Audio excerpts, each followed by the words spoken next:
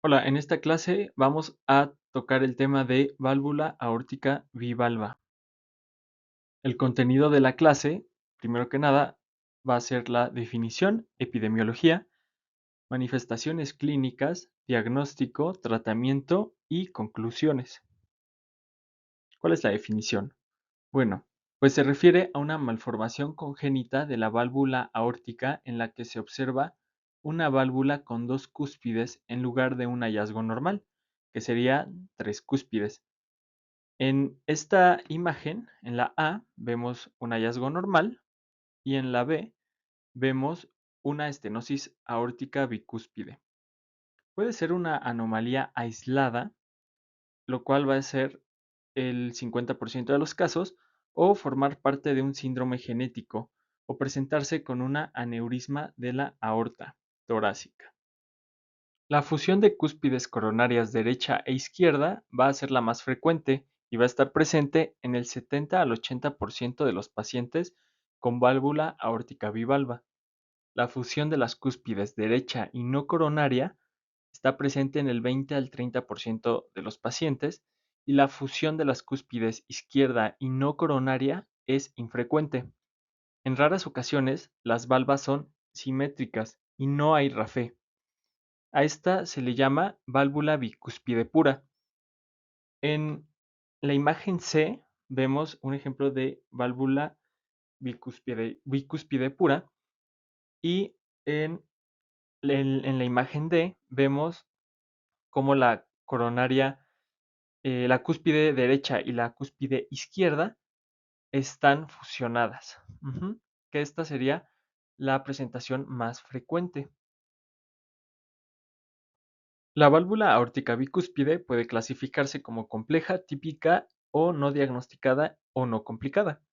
La compleja está asociada a síndromes genéticos, está asociada a lesiones congénitas del corazón, está asociada también a coartación aórtica severa o disfunción valvular acelerada, así como aortopatía temprana o acelerada, y va a ser más frecuente en pacientes pediátricos y adultos jóvenes. Requiere vigilancia y un tratamiento temprano. La expectativa puede estar disminuida, la expectativa de vida, y van a tener un aumento en el riesgo de sufrir endocarditis y disección aórtica. La presentación típica también van a tener un aumento del riesgo de sufrir endocarditis y disección aórtica y van a tener una expectativa de vida preservada. Normalmente estos pacientes van a poder vivir más o menos lo mismo que la población en general. Usualmente requieren tratamiento continuo, requieren vigilancia y es más común en adultos jóvenes y en adultos. Y estos pacientes suelen presentar una valvulopatía y o una aortopatía progresiva. Y por último, tenemos a la no diagnosticada, en la que estos pacientes suelen ser asintomáticos y estos pacientes nunca van a alcanzar unas manifestaciones clínicas. Su diagnóstico suele ser incidental. En lo que respecta a la epidemiología, la válvula aórtica bivalva representa el defecto cardíaco congénito más común y se va a dar en 1 al 2% de la población. Tiene un predominio masculino de 3 a razón de 1 y existe una prevalencia de 9% en los familiares de primer grado. Las causas genéticas de la válvula aórtica bicúspide son complejas y no se conocen por completo, pero pueden estar implicados genes con diferentes tipos de herencia. Se han encontrado mutaciones en Notch1 y ACTA2 como algunos de los genes implicados. Causa el 50% de los casos de estenosis aórtica. También va a poder presentarse en pacientes con síndrome del corazón izquierdo hipoplásico, síndrome de Williams, síndrome de Turner, defectos del tabique ventricular, conducto arterioso persistente y defectos del tabique auricular. Como manifestaciones clínicas puede pasar desapercibido hasta que el paciente comience con los síntomas. La aneurisma de la aorta torácica es la manifestación extravalvular más frecuente y se va a presentar entre el 20 y el 40% de los pacientes. Estos pacientes tienen un riesgo 5 a 9 veces más alto de presentar disección aórtica. Estos pacientes también suelen desarrollar estenosis aórtica o insuficiencia aórtica, mayor riesgo de endocarditis, calcificación de válvula aórtica. Suelen tener intolerancia al ejercicio, coartación aórtica y la complicación cardíaca más frecuente es la necesidad de sustitución de la válvula aórtica. Las mujeres embarazadas pueden desarrollar complicaciones, por lo que son un grupo más vulnerable. Y estos pacientes también pueden tener una muerte súbita. Respecto al aneurisma aórtico, la dilatación puede ocurrir en la raíz aórtica, la aorta ascendente tubular, el arco aórtico proximal o cualquier combinación contigua de estos tres. Aquí vemos en la imagen un fenotipo con una aneurisma en la aorta ascendente tubular y este es el fenotipo más frecuente y va a estar presente en el 70% de los casos. El fenotipo de un aneurisma en la raíz aórtica va a estar presente en el 20% de los casos. Aquí vemos pacientes con una aneurisma aórtica en la raíz aórtica y aneurisma en la aorta ascendente tubular. Aquí vemos en un ecocardiograma cómo estos pacientes se alcanza a ver una raíz aórtica más dilatada en comparación, por ejemplo, con este paciente, que la dilatación no está en la raíz, sino aquí en la aorta ascendente tubular. Aquí vemos anatómicamente a qué nos estamos refiriendo. La raíz va a estar comprendida por la unión sinotubular, la unión ventrículo-aórtica y el anillo aórtico. Aquí vemos las reconstrucciones tridimensionales de cómo se vería una, una aneurisma aórtica en cada uno de estos dos casos. Y aquí están los hallazgos al momento de una intervención quirúrgica. En lo que respecta al diagnóstico, esto vamos a ocupar distintos estudios, pero el paraclínico más relevante va a ser la ecocardiografía transtorácica y estos hallazgos los vamos a confirmar con la ecocardiografía transesofágica que nos ofrece una sensibilidad de casi el 100%. La sensibilidad en la transtorácica es del 78 al 92% y tiene una especificidad de 96%. Cuando existe una calcificación o una estenosis aórtica significativas, puede ser difícil precisar el número de valvas y justo para esto se ocupan otro tipo de estudios como la ecocardiografía transesofágica, la TAC y la resonancia magnética, la cual nos va a ayudar a identificar o confirmar la morfología bicúspide de la válvula.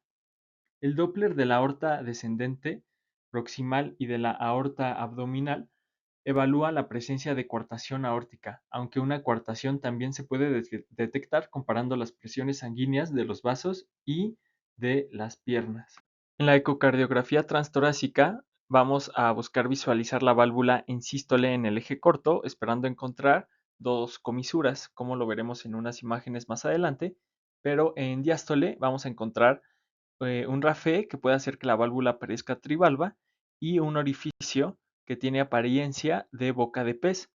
Este orificio lo vamos a encontrar no solo en la ecocardiografía transtorácica, como ahorita vamos a ver. Y en el eje largo vamos a encontrar una válvula que tiene una línea de cierre excéntrica y una cúpula en las valvas, como lo vemos en la imagen C. Esta imagen C es un eje largo de la eh, es una ecocardiografía transtorácica de eje largo de la válvula aórtica y la raíz aórtica. Se observa con la flecha señalando eh, una cúpula en las valvas de la válvula aórtica, como lo vemos aquí. Y en estas otras imágenes, estas dos son de ecocardiografía transesofágica. En la imagen A encontramos el eje corto y vemos con la flecha Esta flecha está señalando al RAFE, que es el encargado, en este caso, de estar uniendo a la válvula, a las cúspides derecha e izquierda. Y en la imagen B encontramos una, una ecocardiografía transesofágica en la que vemos el aspecto de boca de pez del orificio valvular. Y en el inciso D vemos una resonancia magnética, la cual nos está mostrando, como lo vemos aquí, una dilatación de la aorta torácica ascendente, que sería pues todo esto que se está señalando. Ujú. Y aquí está lo que comentábamos de la ecocardiografía transtorácica y el hallazgo de dos comisuras. En esta imagen esta es una imagen sistólica de eje corto paraesternal de la válvula aórtica que demuestra la existencia de solo dos comisuras, como lo vemos en estos dos asteriscos, que están delimitando a solamente dos cúspides, es decir, de este lado y de este otro. Lo normal es que hubiera otra comisura que pudiera estar separando a una tercer cúspide. En la resonancia magnética también podemos encontrar la característica boca de pez con la flecha negra, como lo vemos aquí, y con la flecha blanca podemos ver el RAFE, que es el sitio de fusión de las válvulas derecha e izquierda.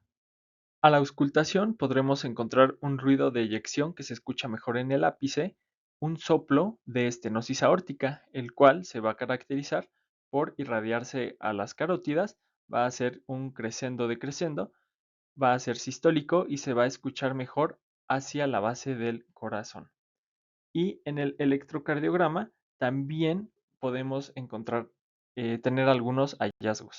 Estos hallazgos serían los que normalmente podemos encontrar en una estenosis aórtica, como la hipertrofia ventricular izquierda de tipo sistólico, y esto pues nos va a condicionar a un aumento de los índices de Lewis y Sokolov y negativización de las ondas T en las derivaciones precordiales. Eh, Evaluar por electrocardiograma va a ser menos sensible que el ecocardiograma para el diagnóstico de hipertrofia ventricular, que es uno de los hallazgos que podemos tener en este tipo de pacientes. Ahora vamos a hablar de algoritmos diagnósticos y tratamientos. Vamos a ver que muchos de los procedimientos que vamos a mencionar vienen de diferentes colores y con diferentes nomenclaturas. Esto es porque tienen diferentes clases de recomendación y niveles de evidencia. Entonces, aquí pongo a qué se refiere cada color, por si hay alguna duda. Los pacientes con válvula aórtica bicúspide conocida van a ser sometidos a una ecocardiografía transtorácica que está indicada para evaluar la morfología de la válvula, medir la gravedad de la estenosis aórtica o regurgitación aórtica, evaluar la forma, diámetro de los senos aórticos y la aorta ascendente y evaluar la presencia de coartación aórtica para predecir el resultado clínico y determinar el momento de la intervención.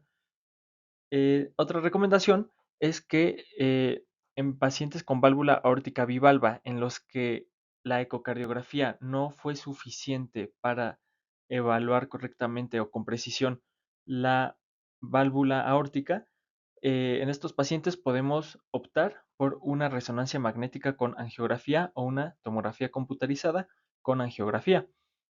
Y los pacientes que tengan un familiar de primer grado con válvula aórtica bivalva, es muy recomendable pues hacerles una detección oportuna y mandarlos a una ecocardiografía transtorácica para detectar una válvula aórtica bivalva. El intervalo de tiempo indicado para estarse realizando los estudios de imagenología en pacientes con válvula aórtica bivalva va a estar determinado por este algoritmo.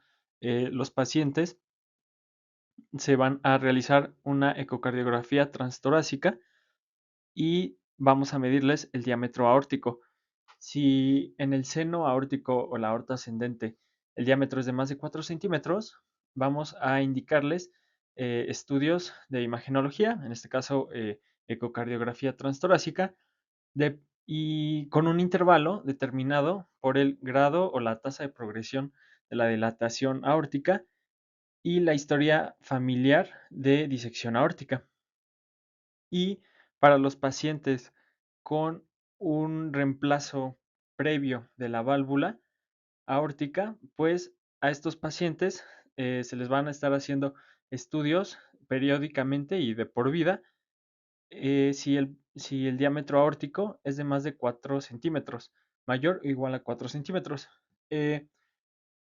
Yo dije ecocardiografía transtorácica, pero recordemos que en caso de que no sea viable la ecocardiografía transtorácica, podemos indicar resonancia magnética o tomografía axial computarizada. El diagnóstico diferencial va a estar dado por la membrana aórtica subvalvular, estenosis valvular aórtica y la estenosis supravalvular. Muy bien, ahora pasemos al tratamiento.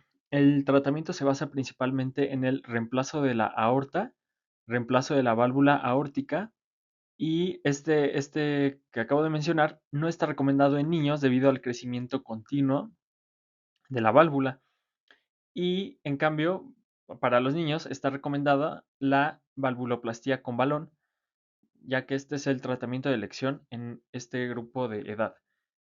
Los pacientes con hipertensión arterial deberán ser tratados con la terapia clásica para hipertensión arterial, que sería un IECA o un ARA más una tiazida o un antagonista de canales de calcio. Para pacientes con aortopatía asociada a síndrome de Marfan, les podemos dar un beta bloqueador y vamos a darle terapia vasodilatadora a pacientes con insuficiencia aórtica que tengan una hipertensión arterial sistémica concomitante, es decir, más de 140 milímetros de mercurio de presión. Y como terapia vasodilatadora les podemos dar IECAS o bloqueadores de los canales de calcio dihidropiridínicos. Y con lo que respecta al ejercicio, en niños con estenosis aórtica grave puede producirse muerte súbita durante el ejercicio, por lo que se recomiendan deportes competitivos de baja intensidad y no existen restricciones para pacientes sin disfunción valvular o dilatación de la raíz aórtica. Es decir, si la raíz aórtica mide menos de 40 milímetros. Muy bien, pues hablemos de el algoritmo para el reemplazo de la aorta torácica. Los pacientes sintomáticos o asintomáticos con un diámetro del seno aórtico o aorta ascendente de más de 5.5 centímetros, como lo dice en este recuadro, se recomienda el reemplazo del seno aórtico y o de la aorta ascendente. Entonces, sí o sí, pacientes con más de 5.5 centímetros, se les va a practicar el reemplazo de la aorta, dependiendo la parte de la aorta que esté afectada. Y los pacientes con un seno aórtico o una aorta ascendente que tenga un diámetro de entre 5 y 5.5 centímetros, pero que tengan factores de riesgo para disección, como lo sería historia familiar de disección aórtica, tasa de crecimiento aórtico de más de 0.5 centímetros por año o coartación aórtica, a todos estos pacientes se les va a sugerir el reemplazo del seno aórtico o de la aorta ascendente en un centro integral de válvulas y a los pacientes que tengan indicación de reemplazo de la válvula aórtica y un seno aórtico o una aorta ascendente de más de 4.5 centímetros, de más o mayor o igual, más bien, 4.5 centímetros, se les va a indicar el mismo procedimiento. Y a los pacientes con un seno aórtico o una aorta ascendente que tenga un diámetro de entre 5 y 5.5 centímetros, pero que no tengan factores de riesgo, o sea, a diferencia de este recuadro, a estos pacientes se les va a, se les va a reemplazar el seno aórtico o la aorta ascendente si presentan pocos riesgos para la cirugía. En todos estos pacientes también debemos de considerar una cirugía de preservación valvular, ya que pues podría ser lo mejor para estos pacientes. Muy bien, ya vimos el algoritmo para reemplazo de la aorta. Ahora vamos a ver el algoritmo para reemplazo de la válvula aórtica. Primero que nada, debemos de señalar que esta va a ser una decisión compartida entre el paciente y el equipo médico. Y una vez que hemos tomado una decisión, vamos a evaluar el riesgo que tiene el paciente de una cirugía. Si el riesgo no es alto o no es prohibitivo, pues vamos a ver si el paciente tiene contraindicación para terapia con anticoagulantes antagonistas de la vitamina K. Si el paciente sí puede tomar estos anticoagulantes, como lo sería el acenocumarol, nos vamos a fijar en su edad. Si el paciente tiene menos de 50 años, es candidato para un reemplazo valvular aórtico con una válvula mecánica. Si tiene entre 50 y 65 años, va a ser tema de discusión y será una decisión individualizada. Y si el paciente tiene más de 65 años, se le va a poner una válvula bioprotésica. Ujú. Y entonces, las válvulas bioprotésicas pueden ir a partir de los 50 años, pero entre 50 y 65 años va a depender de cada paciente. Y los pacientes que no son candidatos a, a terapia con anticoagulantes antagonistas de la vitamina K, como sería el acenocumarol, pues sí o sí les vamos a poner una válvula bioprotésica. A estos pacientes con válvula bioprotésica, o que son candidatos a esta, vamos a ver si este paciente tiene estenosis aórtica severa sintomática o asintomática con fracción de expulsión menor a 50%. Si se cumple esta condición, vamos a verificar la anatomía valvular y vascular y vamos a verificar otros factores adecuados para un implante de la válvula aórtica transcatéter transfemoral. Si esto si se cumple, nos vamos a fijar en su edad. Si el paciente es menor a 50 años, digo, a menor a 65 años, se le va a practicar un reemplazo de la válvula aórtica quirúrgico.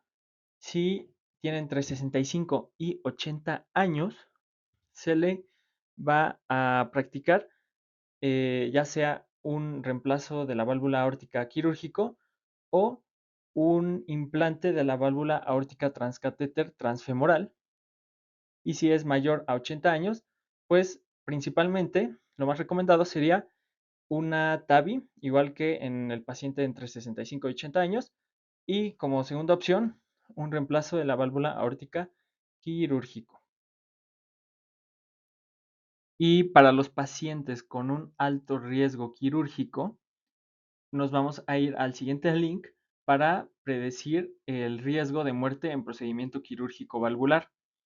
Si este riesgo es de más de 8% según la Sociedad de Cirujanos Torácicos, pues nos vamos a fijar en que el paciente, vamos a evaluar si el paciente puede tener una expectativa de vida con calidad de vida aceptable de más de un año.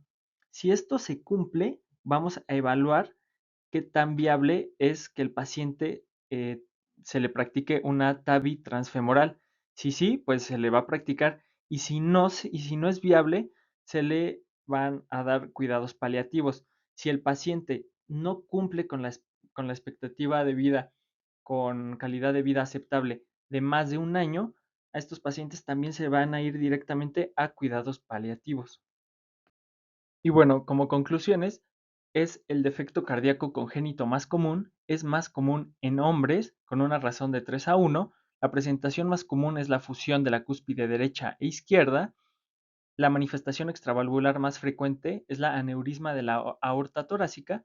El diagnóstico se da principalmente con ecocardiograma transtorácico y transesofágico y el tratamiento va a ser reemplazo de la aorta torácica, reemplazo de la válvula aórtica y tratar la hipertensión arterial.